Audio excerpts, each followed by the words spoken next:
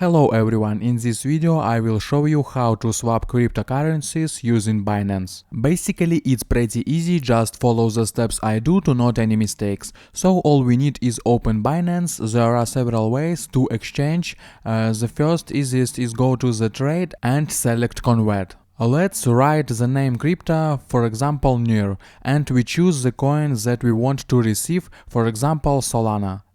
Then we need right amount of coins to exchange and look at how many other cryptocurrencies we receive. If it is beneficial for you, then click preview and click convert. There is a second way, but not all coins are available for exchange. We are looking at it. We select a spot and find the same coin near and see there is only USDT, BNB, Bitcoin and other for exchange. So more often they just sell any coin for USDT, which we will do choose and click sell, set the price close to the market and the amount. The amount of USDT that we receive will appear and click sell near. That's all. Also watch my other videos about Binance at the link in description and you will learn a lot. I hope guys this tutorial made your life a little bit easy and you like this video. Subscribe to my channel and write your comment. Goodbye, have a nice day.